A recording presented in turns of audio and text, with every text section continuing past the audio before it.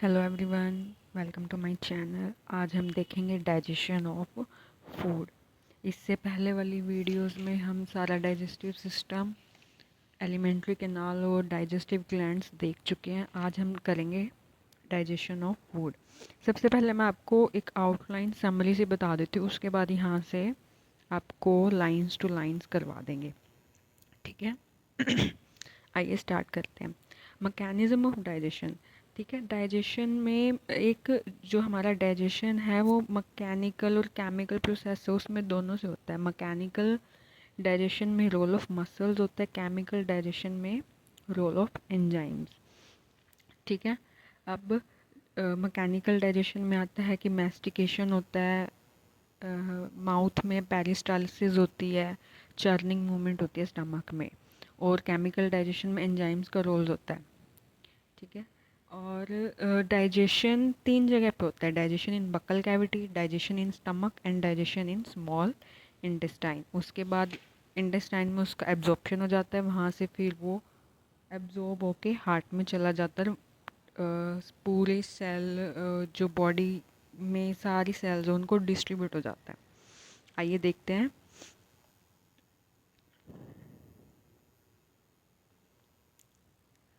The process of digestion is accomplished by mechanical and chemical process. Buccal cavity perform two major functions: mastication of food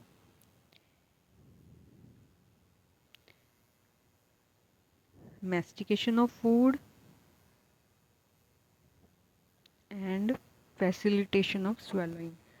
teeth and tongue की help से saliva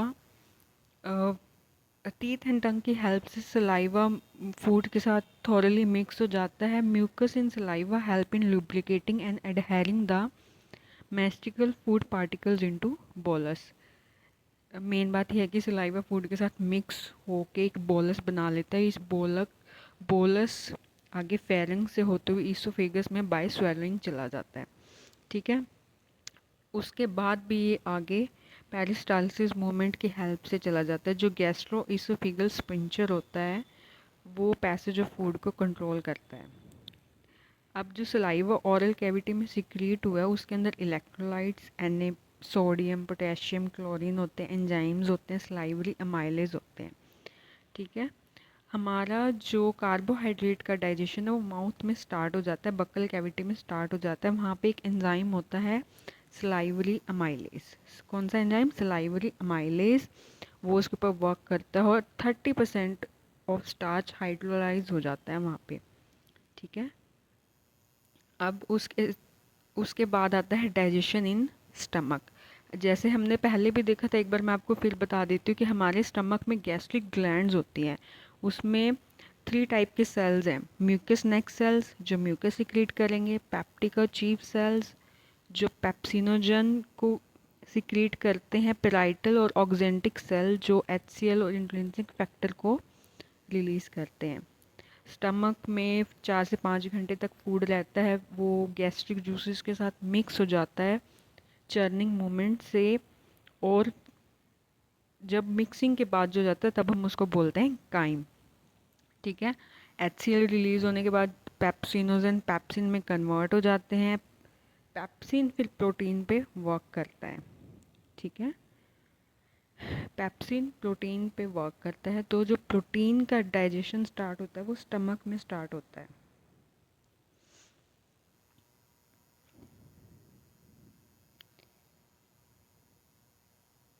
उसके बाद food food चला जाता है intestine में। Various type of movements होती हैं इंटेस्टाइन में जो उस थॉरली मिक्सअप करती हैं इंटेस्टाइनल सिक्रेशन के साथ। इंटेस्टाइन में डाइजेशन 3 जूसेस की हेल्प से होता है: by bile juice, by pancreatic juice and and में आता है इंटेस्टाइनल जूस, ठीक है। पेनक्रियाटिक जूस और बाइल जूस हिपैटोपेनक्रियाटिक डक्ट से रिलीज होते हैं। पेनक्रियाटिक जूस में इनएक्टिव एंजाइम्स होते हैं: trypsinogen, chymotrypsinogen, procarboxypeptidase, amylase, lipase, nuclease. Tryptosan is activated by an enzyme enterokinase secreted by intestinal mucosa.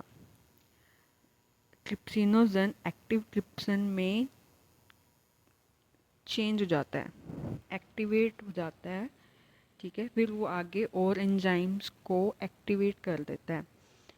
Bile के अंदर बाइल पिगमेंट्स होते हैं। बाइल जूस का मेन काम है emulsification of fat. Bile juice का मेन फंक्शन है इमल्सिफिकेशन ऑफ फैट। जो लार्ज फैट पार्टिकल्स हैं उनको स्मॉल पार्टिकल्स में कन्वर्ट करना, मिसल्स में कन्वर्ट करना, ठीक है। उसके बाद ये पैनक्रियाटिक जूस हो गया। इंटेस्टाइनल जूस, उसको जिसे हम सक्कस एंटेरिकस भी बोलते हैं। वैरायटी ऑफ एंजाइम्स इसमें भी होते हैं, माल्टेज, डाइपेप्टिडेज, लाइपेज, ये सब, न्यूक्लियोसाइडेज, ठीक है। देखिए, प्रोटीन्स, पेप्टोन्स, प्रोटीएसिस,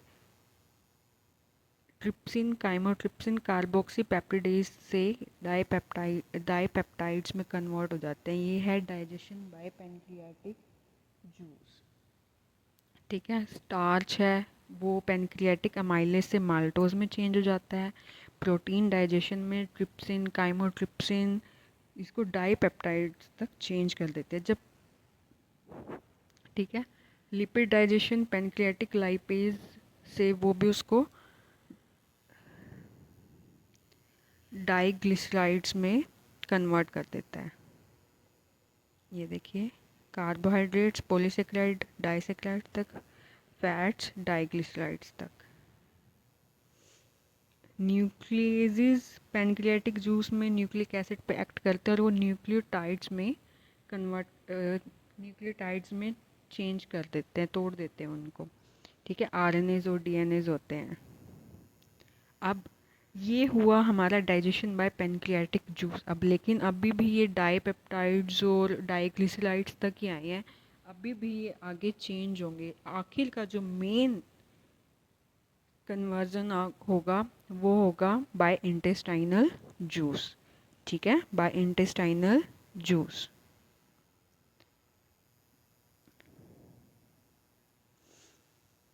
डाइपेप्टिडेज एंजाइम के हेल्प से अमाइनो एसिड में हो जाते हैं, ब्रेक डाउन हो जाते हैं। माल्टोज एंजाइम माल्टेज की हेल्प से ग्लूकोज में हो जाते हैं चेंज। लैक्टोज लैक्टेज एंजाइम की हेल्प से, सुक्रोज सुक्रेज की हेल्प से, न्यूक्लियोटाइड्स न्यूक्लियोटाइडेज की हेल्प से न्यूक्लियोसाइड्स में, और न्यूक्लियोसाइडेज एंजाइम की हेल्प से शुगर प्लस बेसिस में कन्वर्ट हो जाते हैं, ठीक है। Die and monoglycerides lipase enzyme की हेल्प से फैटी एसिड प्लस ग्लिसरॉल में कन्वर्ट हो जाते हैं। जो ये ब्रेकडाउन ऑफ बायोमाइक्रोमोल्स मैक्रोमोलिक्यूल्स है, ये ड्यूडेनम रीजन में होता है, ठीक है। जो सिंपलर सब्सटेंस होते हैं वो तो जेजुनम और इलियम में ही एब्जॉर्ब हो जाते हैं। जो अनडाइजेस्टेड सब्सटेंस रह जाते हैं वो लार्ज इंटेस्टाइन में भेज दिए जाते हैं। लार्ज इंटेस्टाइन में मेनली कोई डाइजेस्टिव एक्टिविटी नहीं होती है, वहाँ पे सिर्फ एब्जॉर्प्शन का काम होता है। Absorption of some water, minerals and certain drugs, secretion of mucus which help in adhering the waste, ठीक है। जो अनडाइजेस्टेड सब्सटेंस होते हैं फीसिस, वो सीकम में चेंज हो जाते हैं और वो फिर वहाँ पे स्टोर हो जाते हैं। अब इसके बाद इन्होंने इसका कंट्रोल बताया गया है। Activities of gastro intestinal tract are under neural and hormonal control, ठीक है। Sight, smell, presence of food in oral, presence of food से ऑरल कैविटी में सलाइवा का सिक्रेशन होता है। गैस्ट्रिक एंड इंटेस्टाइनल सिक्रेशन भी स्टिमुलेट हो जाते हैं बाय न्यूरल सिग्नल्स, ठीक है। उसके बाद जो मस्कुलर एक्टिविटीज़ होती हैं इन एलिमेंट्री कैनाल भी न्यूरल मैकेनिज्म से मॉडरेट होती है by local and through CNS. जो hormonal control of secretion of digestive juice is carried out by local hormone produced by gastric and intestinal mucosa. अब ये तो हो गया digestion of food. Digestion of food के बाद आएगा absorption of digested product. Digest हो गया, लेकिन अभी भी वो ल्यूमन में ही पड़ा है, वहाँ से वो एब्जॉर्प्शन होगा. ठीक है, चलिए आइए देखते हैं digested food particle. Absorption is the process by which end product of digestion pass through intestinal mucosa into blood or lymph. It is carried out by passive, active or facilitated transport mechanism. Small amount of monosaccharides like glucose, amino acid and electrolytes are generally absorbed by simple diffusion. इसका जो वो absorption है वो concentration gradient पे depend करता है, लेकिन कुछ substance fructose and some amino acids are absorbed with the help of carrier ions like Na. इसको फैसिलिटेट ट्रांसपोर्ट. मेन बात यह है कि जो ग्लूकोज है, गैलेक्टोज हैं, जो कार्बोहाइड्रेट हैं, ठीक है, ये सिंपल डिफ्यूज़न की हेल्प से हो जाते हैं.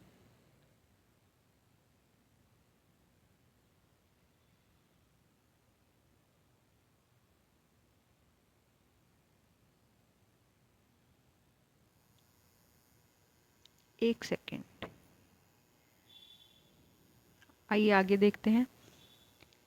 Transport of water osmotic gradient की वजह, ऑस्मोटिक ग्रेडियंट के ऊपर डिपेंड होता है.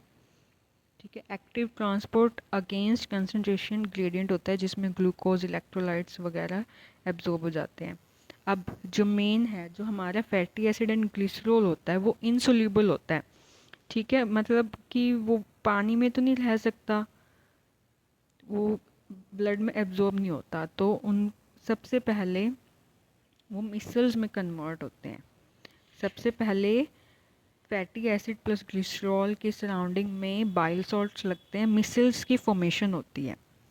ठीक है, मिसल्स फिर वो एब्जॉर्ब हो जाते हैं, एंटर कर जाते हैं एपिथेलियल सेल में. उसके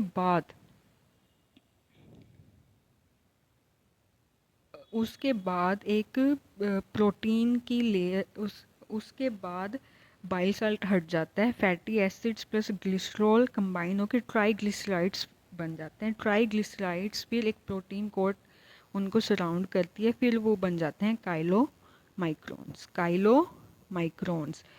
काइलोमाइक्रोन्स ट्रांसपोर्ट होते हैं लिम्फ वेसल्स, लैक्टियल्स में.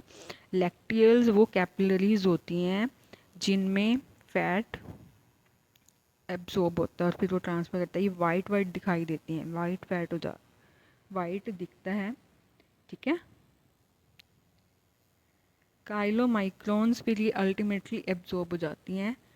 लैक्टियल ये फिर thoracic open into left thoracic lymph vessel, left subclavian vein में ओपन इनटू इंफीरियर वेना का, और फिर हार्ट में फिर वो पहले जो अपन हमने सर्कुलेटरी सिस्टम में देखा था वैसे ही फिर वो हो जाती है, फिर वो वेंट्रिकल से होके पूरे बॉडी सेल्स तक चली जाती हैं. अब different part of alimentary canal में डिफरेंट डिफरेंट सब्सटेंस की एब्जॉर्प्शन होती है, वो दिया गया है, हम वो देखते हैं. सबसे पहले माउथ में होता है सम ड्रग्स. ठीक है, स्टमक में होता है absorption of water, alcohol and aspirin. Small intestine is the major site for absorption. ठीक है, डाइजेशन यहाँ पे कंप्लीट होता है और यहाँ पे ही मेनली एब्जॉर्ब होता है. और लार्ज इंटेस्टाइन में mainly water, some electrolytes and some drugs. The absorbed substance finally reach the tissue which utilize them for their activities. This process is called absorption. ठीक है, ये हो गया digestion of food complete. Thank you so much for watching. और comment करिए अगर आपको कोई टॉपिक आगे देखना है तो. लाइक कीजिए, चैनल को शेयर कीजिए, सब्सक्राइब कीजिए.